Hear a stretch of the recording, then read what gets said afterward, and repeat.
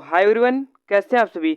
उम्मीद है आप सभी अच्छे होंगे और अपने एग्जाम की तैयारी में व्यस्त होंगे। दोस्तों फाइनली मैं आप सभी के लिए आज यूपी बोर्ड की तरफ से जारी मॉडल पेपर लेकर आ गया हूं, जो कि आपका 22 फरवरी से आपका एग्ज़ाम है हाई स्कूल का। तो दोस्तों इस वीडियो को कंप्लीट वॉच करके, क्योंकि इससे आपको काफ़ी कुछ क्वेश्चन मिलने वाले हैं जो कि आपके बोर्ड एग्ज़ाम में फंस सकते हैं। सो इस वीडियो को लास्ट तक जरूर देखिएगा। इसी तरह के पेपर सॉल्व करने के लिए आप सभी हमारे चैनल को सब्सक्राइब एंड बेल आइकन को प्रेस जरूर करिएगा, ठीक है। एक लाइक जरूर करिएगा। चलिए मॉडल पेपर सॉल्व करवाते हैं। तो दोस्तों यहाँ पर आप सभी देख पा रहे हो, आपका 70 अंक का पूर्णांक है। 30 अंक आप सभी को स्कूल की तरफ से मिलेंगे और यहाँ पर 70 अंक का पूर्णांक है। ये आपका यूपी बोर्ड की तरफ से जारी किया हुआ पेपर है और आपको 3 घंटा 15 मिनट समय मिलता है क्वेश्चन पत्र सॉल्व करने के लिए। और आपको निर्देशांक यहाँ पर दे दिया है। फर्स्ट नंबर में दिया है प्रारंभ के 15 मिनट पर परीक्षार्थियों को प्रश्न पढ़ने का निर्धारित है। और आप सभी को दूसरे में दे दिया है प्रश्न पत्र 2 खंड आ तथा खंड बा में विभाजित है।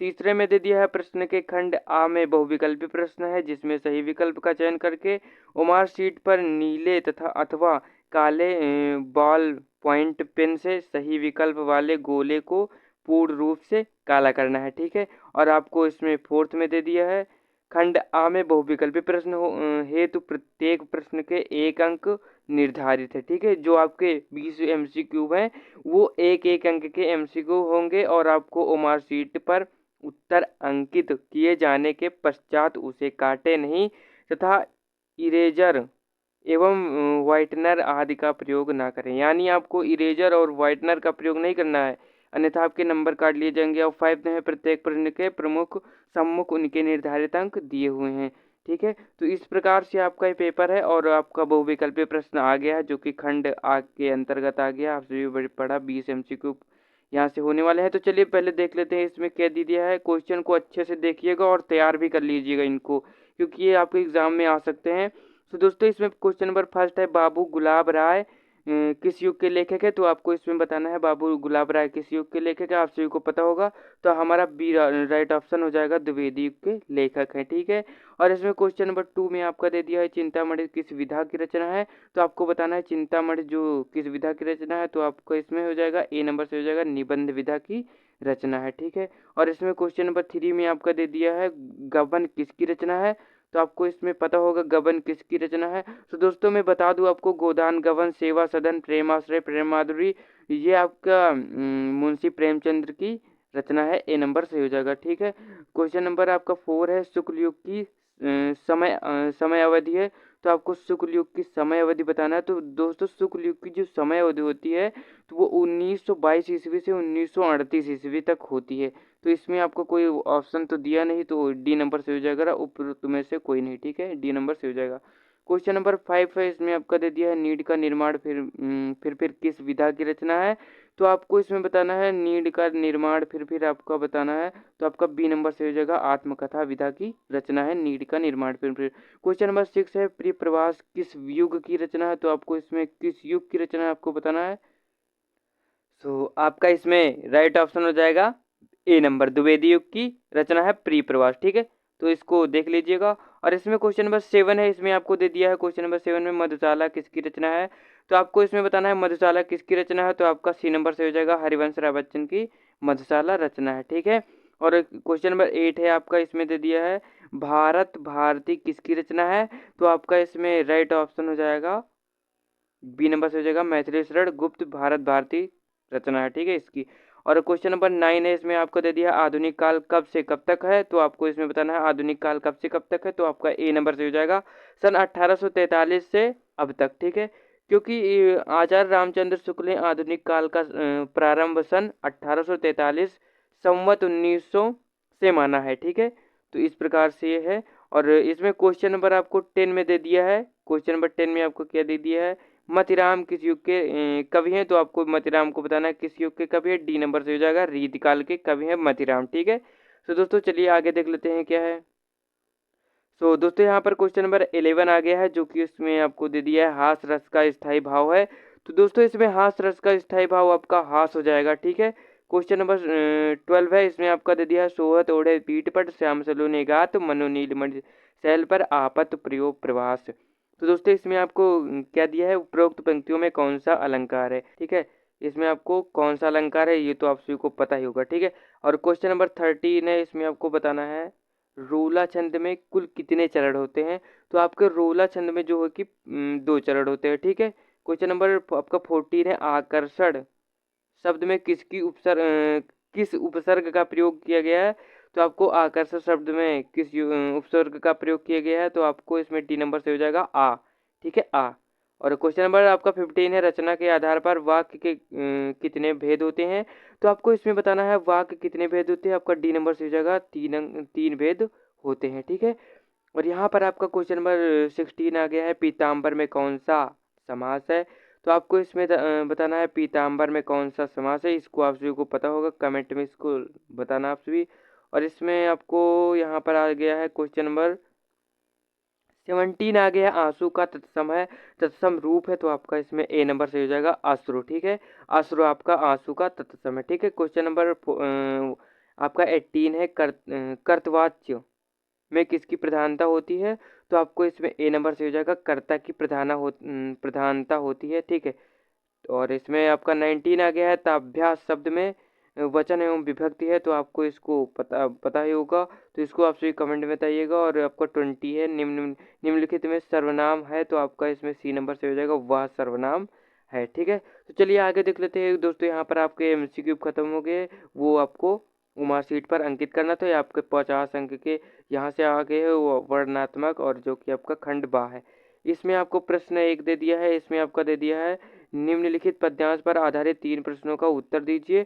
यह कोई बात नहीं है कि एक स्वभाव और रुचि के लोगों में ही मित्रता हो सकती है, और समाज में विभिन्नता देखकर लोग एक दूसरे की ओर आकर्षित होते हैं। जो गुण हम यहाँ यहाँ आप सभी को समझने की आवश्यकता है दोस्तों।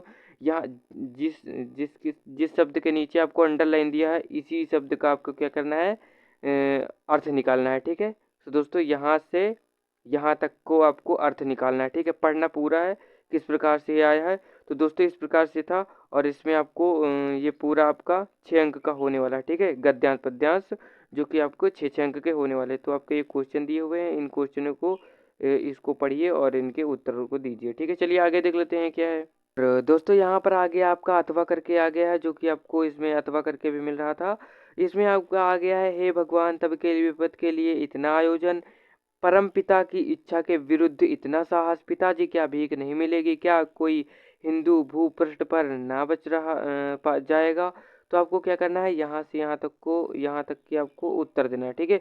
इसका अर्थ लिखना है और इन क्वेश्चनों के उत्तर को देना है। यहाँ से 6 अंक आप सभी को प्राप्त हो जाएंगे। तो दोस्तों इसमें जो भी आया है वो आप सभी को तैयार होना चाहिए, अच्छे अंक प्राप्त करने हैं तो एग्जाम में। तो दोस्तों यहाँ पर क्वेश्चन नंबर आपका 2 आ गया है, दिए गए पद्यांश पर आधारित 3 प्रश्नों का उत्तर दीजिए, जो कि आपके 6 अंक का आया हुआ है। तो दोस्तों यहाँ पर आप सभी को देखने को मिल रहा है, चरण कमल बंधु हरिराई जाकी कृपा पंग गिर लंघे, अंधे को सब कुछ दर्शाई, बहिरो सुने गूंग पुन बोले, रक्त चले सिर छत्र धराई, सूरदास स्वामी करुणा में बार बार बंदो थी पाई। तो दोस्तों ये आपका चरण कमल बंधु हरिराई आ गया है, जो कि आपका साखी से है। ये फर्स्ट चैप्टर से आया हुआ है, ये सूरदास के चैप्टर से लिया गया है। तो दोस्तों इसका आपको संदर्भ लिखना है, पहले आपको इसमें देख लेना है। यहाँ पर क्वेश्चन नंबर 1 में आपका संदर्भ का पद्यांश का संदर्भ लिखना है, रेखा के तंत्र की व्याख्या कीजिए, उपयुक्त पंक्तियों में कौन सा अलंकार है, ठीक है। तो आपको तो दोस्तों यहाँ पर आपको रूपक अलंकार हो जाएगा, ठीक है, क्योंकि आपका जो चरण है वो कमल के समान तुलना की गई है, ठीक है। तो आपका रूपक अलंकार यहाँ पर हो जाएगा, ठीक है। तो यहाँ पर आप सभी को अथवा करके भी मिल रहा है दोस्तों। यहाँ पर आप सभी देख पा रहे हो, या तो आपको ऊपर वाला आता हो ऊपर वाला कर दो, या फिर नीचे वाला आपको करना है, ठीक है। ठीक है, यहाँ पर पद्यांश का संदर्भ लिखना है, रेखांकित अंश की व्याख्या करना है, अनुराग राग तथा मंजुल कंजकली में कौन सा आपको बताना है अलंकार। यहाँ पर तो देख लेना है इसमें कौन सा अलंकार है। तो यहाँ पर आप सभी को मन मानो जन जानो, ये आपकी पहचान है उत्प्रेक्षा अलंकार की। तो दोस्तों ये यहाँ पर इस पैराग्राफ में आपका उत्प्रेक्षा अलंकार हो जाएगा, ठीक है। यहाँ पर आप सभी देख पा रहे हो क्वेश्चन नंबर 3 आ गया, जो कि आपको इसमें दे दिया है, दिए गए संस्कृत पद्यांश में से किसी एक का संदर्भ हिंदी सहित हिंदी में आपको अनुवाद करना, जो कि आपको 5 अंक यहाँ से मिलने वाले हैं। तो दोस्तों ये आपका आ गया है, इस पैराग्राफ को आपको देखना है कि इस चैप्टर से आया हुआ है और इसका हिंदी में अनुवाद करना है, ठीक है, संस्कृत को। इसमें भी आपको अथवा करके मिल रहा है, आपको 2 पैराग्राफ मिल रहे हैं जो कि आपके 5-5 अंक के हैं। कोई एक कर देना, आपको 5 अंक यहाँ से प्राप्त हो जाएंगे। और क्वेश्चन नंबर 4 में आपको दे दिया है, इसमें दे दिया है दिए गए संस्कृत पद्यांश में से किसी एक का संदर्भ सहित हिंदी में अनुवाद कीजिए, जो कि आपका 5 अंक का आया हुआ क्वेश्चन नंबर। यहाँ पर आपका ये आपका आ गया है, जो कि आपको इसमें 5 अंक यहाँ से मिलने वाले हैं। वो आपका ऊपर वाला जो था संस्कृत पद्यांश था, और ये आपका संस्कृत गद्यांश है, ठीक है, ये आपको ध्यान में रखना है, ठीक है। यहाँ पर अभी आपको अथवा करके मिल रहा है। तो दोस्तों यहाँ पर आप सभी को कोई एक कर देना है, आपको 5 अंक मिल जाएंगे। क्वेश्चन नंबर इसमें 5 दे दिया है, अपने पठित खंड काव्य के आधार पर निम्नलिखित प्रश्नों में से किसी एक का उत्तर दीजिए, जो कि आपको 3 अंक यहाँ से देखने को मिल रहे हैं। चलिए आगे देख लेते हैं क्या है, क्या खंड काव्य, ठीक है। तो आपके जिले में जो भी खंड काव्य चलता हो, आप सभी को क्या करना है, देख लेना है यहाँ पर। तो यहाँ पर आप सभी को देख लेना है। तो मैं बता दूँ आपको, अगर आप सभी रायबरेली में रहते हो तो आपको कर्मवीर भरत खंड काव्य के आधार पर आप सभी को कैकैया का चित्रण करना, ठीक है। अगर आप सभी अमेठी में रायबरेली में रहते हो तो यहाँ पर करना, ठीक है। यहाँ पर अगर आपको नहीं पता कि आपके ज़िले में कौन सा खंड काव्य चलता है तो आप सभी कमेंट कीजिए, मैं उसका वीडियो मैं आप तक पहुंचाने का प्रयास करूंगा। तो दोस्तों क्वेश्चन नंबर आपका 6 यहाँ पर आ गया है। क्वेश्चन नंबर 6 में आपका दे दिया है, दिए गए लेखकों में से किसी एक का जीवन परिचय लिखिए, जो कि आपको 5 अंक यहाँ से मिलने वाले हैं दोस्तों। यहाँ पर आ गया डॉक्टर राजेंद्र प्रसाद, जयशंकर प्रसाद, आचार्य रामचंद्र शुक्ल। तो दोस्तों हमने अपने चैनल पर इन सभी के जीवन परिचय को काफ़ी सरलतापूर्वक से बताया है। तो दोस्तों आप सभी को क्या करना है, डिस्क्रिप्शन में चले जाना है और उन वीडियो का लाभ उठा लेना, ठीक है। चलिए आगे देख लेते हैं क्या है। सभी जीवन परिचय आप सभी को मिल जाएंगे, इम्पोर्टेंट क्वेश्चन भी। और दिए गए कवियों में से आपको यहाँ पर कवि, वो आपका क्या था, लेखक थे, और ये आपके क्या है, कवि हैं, ठीक है। इनका आपको देना है कवि गोस्वामी तुलसीदास, सुमित्रानंद बंद और महाकवि सूरदास, ठीक है। तो देख लेना है, इन सभी का जीवन परिचय आपको मिल जाएंगे चैनल पर। और आपको क्वेश्चन नंबर 6 में दे दिया है, अपनी पाठ्य पुस्तक में से कंठस्थ कोई एक श्लोक लिखे, जो कि आपको 2 अंक से आया हुआ है। तो आपको श्लोक लिखना है, जो संस्कृत में होते नहीं श्लोक, उनको लिखना है जो कि आपके प्रश्न पत्र में ना आया हो, ठीक है। क्वेश्चन नंबर 8 है आपका, निम्नलिखित में से किन्हीं 2 प्रश्नों का उत्तर संस्कृत में दीजिए, जो आपको यहाँ पर देखने को मिल रहा है। क्वेश्चन नंबर 2 अंक के हैं, ठीक है। तो आपको चलिए आगे देख लेते हैं क्या है। तो दोस्तों यहाँ पर आप सभी को देखने को मिल रहा है, इसका स्क्रीन शॉट ले लो और जिस भी चैप्टर से आया है क्वेश्चन उसको जरूर तैयार कर लो, ठीक है। तो आपको दे दिया है यहाँ पर पुर राजा का आसीत और चंद्रशेखर का आसीत वीरः केन पूज्यते। और यहाँ पर आप सभी को दे दिया है, भारतीय संस्कृत मूलम किम अस्ति। तो दोस्तों इस प्रकार से था, आप अपने क्वेश्चन बैंक में टिक लगा लो कौन कौन से क्वेश्चन मॉडल पेपर में हम दिया है यूपी बोर्ड वालों ने। और यहाँ पर निम्नलिखित में से किसी एक विषय पर निबंध लिखना है, जो कि आपका 7 अंक का आया हुआ है दोस्तों। यहाँ पर आप सभी का निबंध जो पहले आता था 2023 में, वो आपका 9 अंक का आता था, बट इस वर्ष आपका 7 अंक का आ गया है निबंध, ठीक है। यहाँ से आपको निबंध 7 अंक के मिलने वाले हैं। तो दोस्तों इसको ध्यान में रखिएगा। पहला है पर्यावरण संरक्षण के उपाय, आतंकवाद कारण एवं निवारण, और तीसरा दे दिया जनसंख्या लाभ हानि और नारी सशक्तिकरण। तो दोस्तों इस प्रकार से आपका था। और यहाँ पर आपको 10 अंक क्वेश्चन नंबर 10 में आपको देखने को मिल रहा है, अपनी विशेष रुचियों का उल्लेख करते हुए अपने मित्र को एक पत्र लिखे, जो कि आपका 4 अंक का होने वाला है। इसमें भी आपको अथवा करके मिल रहा है। यहाँ पर मिल रहा है, उत्तर मध्य रेलवे को एक शिकायती पत्र लिखिए, जिसमें टिकट निरीक्षक द्वारा किए गए अभद्र व्यवहार का उल्लेख हो। तो दोस्तों इस प्रकार से आपका था। आई होप आप सभी को ये वीडियो पसंद आएगा। अगर आप सभी को ये वीडियो पसंद आए तो please like share and comment कर दीजिएगा। और आप अगर आपके एग्जाम होने वाले हैं तो दोस्तों इस चैनल पर आप सभी को इसी प्रकार के मॉडल पेपर को सॉल्व करना है और अपने दोस्तों के साथ शेयर करना है। तो मिलते हैं अगले वीडियो में, तब तक के लिए जय हिंद जय Bharat, thank you, take care.